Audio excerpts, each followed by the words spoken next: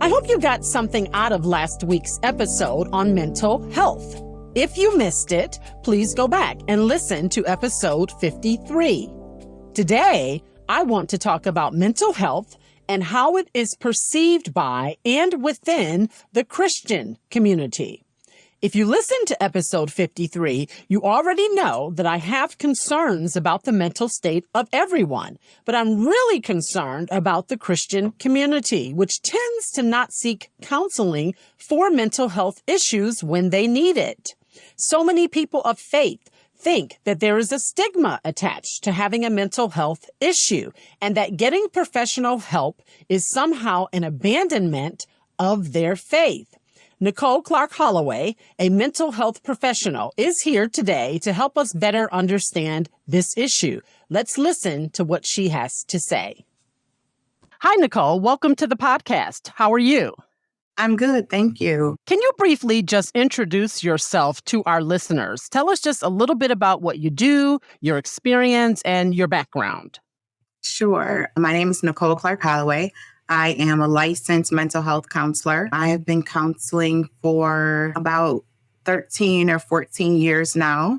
I started my career working with kids in foster care, and I really enjoy that job. But my clients started to get adopted, and I wanted to branch out and do something different. So I went into working in residential with teens who had some pretty severe mental health illnesses. Most of them had experienced suicide attempts. And after leaving the hospital, before transitioning back home with their families, they would come and spend 6 months to a year in my residential program where I helped them to prepare to return home. And I worked with their families on how to create plans for the youth to be safe. They worked on a lot of their trauma histories and things like that.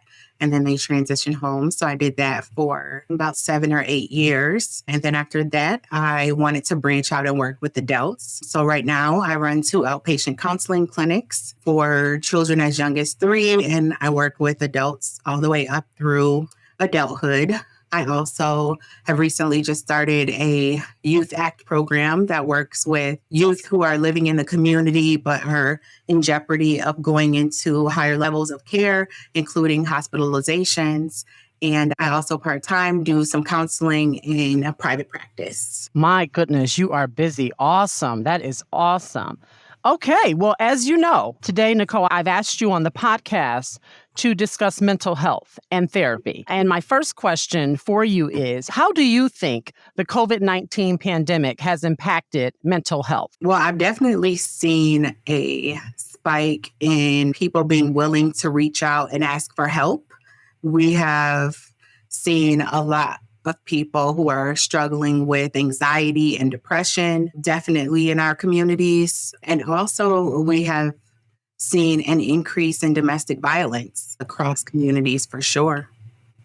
The group I really want today, Nicole, to focus on in our discussion is Christians, because we know that they, like everybody else, have been affected by the pandemic and just life in general. But research has shown that this group of people, Christians in particular, tend to shy away from seeking professional help when they need it. Barna Research did a study and they found that 33% of surveyed non-Christians said they have sought counseling versus 15% of respondents who'd identified as practicing Christians. That is almost a 50% difference. And this study confirms what many of us already know, and that is Christians, by and large, are hesitant to receive counseling for mental health issues. So my question for you, Nicole, is why do you think Christians don't seek professional counseling? I really believe that there is often a misconception among Christians that they feel that if I just pray about it, most things will change or go away. And oftentimes we've grown up to believe that. And a lot of things will change with prayer. But I think sometimes we are not often discussing or talking about mental health as any other health condition. Okay. I think it's really important to compare it to other physical health conditions. If you have diabetes, you will take your insulin and you will pray. So I think it's Absolutely. important to always sort of circle back to that. And that's what I try to talk to people about. Like, you can do both things at once. You can seek treatment and still pray. I think that's really a good message for people listening, that because I think you're right. I think so often people think, Christians in particular, think that they can pray it away. And I think it's important to say to those listening that there are some things you cannot pray away. Just like you mentioned the example of diabetes, you have to take medicine depending on how bad your situation is. You know, at some point you may have to take medicine or insulin to keep your diabetes under control. Mental health is no different. You can pray, like you said, but you can also seek counseling. Sometimes you need Jesus and you need therapy. And it doesn't mean that you have abandoned your faith, because I think that not only is there that mental health stigma, but I think people feel that means I don't have the Holy Spirit. That means I don't have faith. Why, Nicole, should people, Christian or not, seek therapy? And what are some signs that they may need to see a therapist? Well, I think it's important to always have someone objective to talk to, for sure. Okay. A lot of times we will have thoughts about things, we will deal with or think that we're dealing with some negative things that we have experienced in the past. When I say words like trauma, sometimes people shy away and get very nervous about hearing that. But I think most of us can identify things that have happened in our past that we are not proud of, or even that still affect us to this day. I think about some losses that even I myself have had to deal with. And it is really important for us all to acknowledge that those things affect us and talk about how we can move forward from them. I think especially in different cultures and communities, we're sort of taught just to be strong and get over it. But what we are seeing is that is not happening. And it can affect us both physically, as far as our health goes, it can affect us emotionally, and it can affect us generationally. If you're noticing that you're thinking about something that happened in the past, if you're experiencing some sadness, sometimes we often will worry about situations over and over again, or even having worries about multiple things. Some things we can and can't control, but you find yourself just worrying a great deal, having trouble sleeping, having a poor appetite, or even an overactive appetite, having bad dreams, any of those things. If you're noticing that you're just not quite yourself, that could definitely be a reason to just reach out for help. So talking to a counselor, really being able to work through our traumas, talk about how it is affecting us and what our goals are for the future. We want to talk about how those things are getting in the way. That's good information. Can you provide us, Nicole, with some resources for finding mental health professionals? I think, you know, many people who maybe never done it before wouldn't even know where to start. Are there any hotlines or local or national organizations that we should know about and that we can reach out to? Yes. So I always say that I would never give someone information that I wouldn't use myself. A great resource for me is Psychology Today.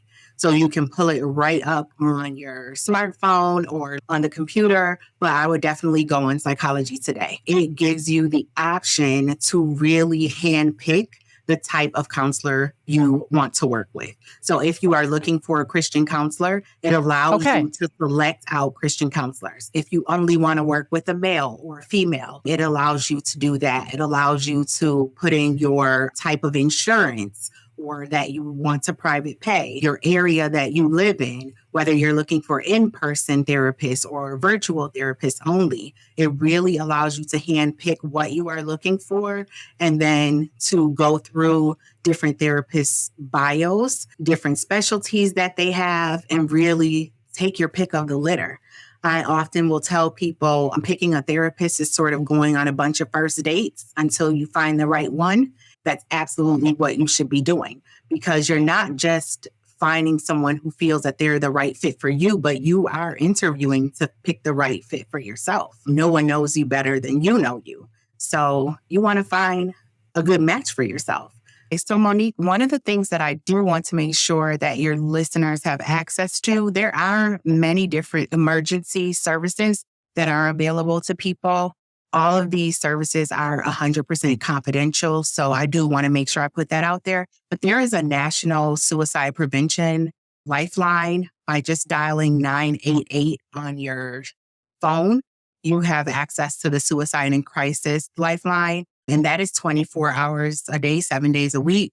Also, there is a Erie County Crisis Services line that's 24/7 as well. That number is 716-834-3131. And for anybody who may need this, there is a Haven House hotline to assist people in situations of domestic and intimate partner violence. That number is 716-884-6000. And that's 24/7 as well. So if you're in the Buffalo, New York area, you can access that Erie County Crisis, 716-834-3131.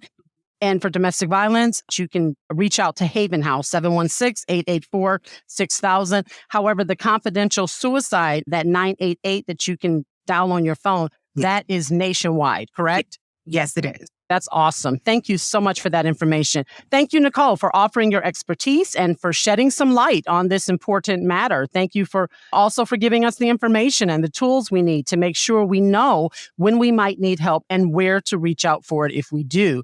I'm really hoping that our conversation today has reduced some of the shame, some of the stigma, some of the hesitation to pursue therapy within the Christian community, because as I've said before, sometimes you need Jesus and therapy in order to heal or to be made whole. Thank you for listening to today's episode. Bye for now.